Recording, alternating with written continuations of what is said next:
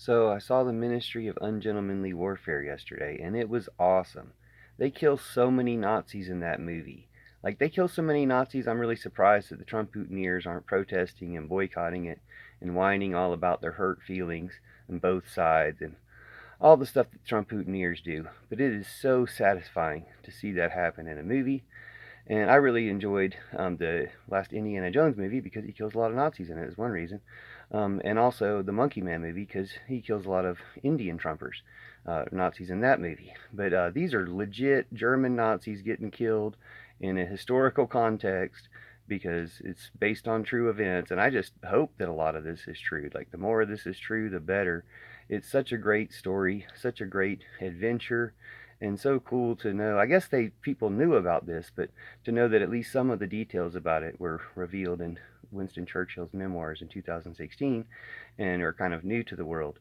But the portrayal of it, the story itself is new to me, and I'm sure a lot of people will find it that way and be like, wow, this is awesome.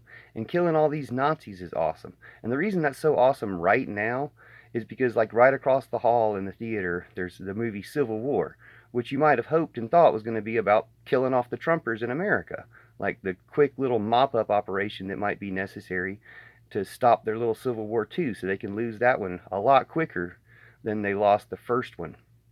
But it's not about that. So while this is about killing Nazis historically and for real, it's very satisfying to that demand in the public to rid America one way or another of these Trump mutineers. Now, the satisfaction of killing Nazis is great, but the movie's great. It's just a well-made movie. The acting's phenomenal. The characters are really well portrayed.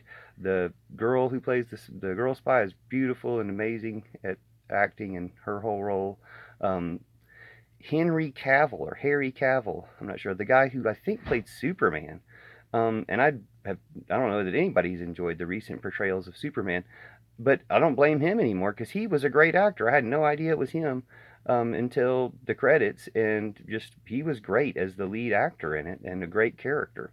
Now, Superman, by the way, used to steady beat up Nazis and Klansmen. That used to be all Superman did, was trash Klansmen and Nazis on his radio show. They've moved away from that, again, to not hurt these guys' feelings, these Trumpers' feelings. But honestly, Superman should be, if Superman had been busting up Nazis and Klansmen ever since, we wouldn't have Trumpers now, because everybody would know how the American thing is to be against all that bullshit. But anyway, great to see this movie. Very satisfying to see Nazis getting killed.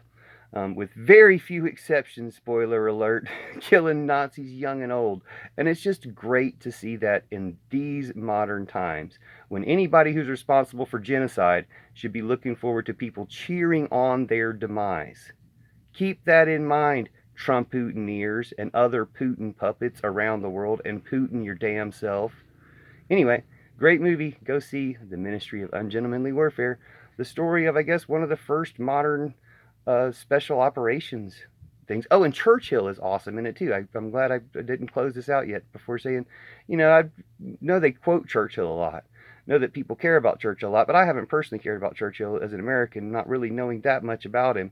But the fact that he's, at least as portrayed in this movie, he stood up to his entire government, to all the military brass who wanted to just give in to Hitler and Trump and give in to Hitler and Trump like they're doing now. Like, if Biden stood up to the people who are letting Trump just walk around free and be Putin's puppet to do his will to destroy America, if he stood up to them, we'd have a president. That'd be awesome. But anyway, Churchill was freaking awesome in this movie. He's a badass, and so respect to Churchill and people who have always known that Churchill was a badass. That was cool to see him stand up to the government to stop the rest of the British government that was ready to cave to Hitler. I wish we had somebody, AOC, Bernie, wish we had somebody in the American government who would stand up to the Trump Putineers who were caving to Putin to destroy America and to keep fostering all these genocides around the world, just to distract from his genocide in Ukraine. We need to cut him out, cut that out, and stop all these un-American Trump mutineers before it leads to something like this. But it is great to see this on screen, to see what happens to people and how nobody cares about the people who are in the wrong when it comes down to it. Because you get out of the wrong. Stop being Trump mutineers. Stop trying to destroy America and the world for Putin. And Russians overthrow that guy, Israelis, overthrow the Putin puppet you got. If we just stop the Putin puppets, we'll save the world. But it's great to see heroic actions on screen, even against the minions, and so, some of the leaders get their due as well. But it brings down the leadership. It brings down the regime. I won't spoil it for you, but man, what a great movie. Thanks for making the Ministry of Ungentlemanly Warfare. Thanks everybody for taking part, and everybody for taking part in the original actions that inspired it, the original story that saved the world from the Nazis, and hopefully somebody will be an original hero to save the world from the Nazis this time too. Thank you.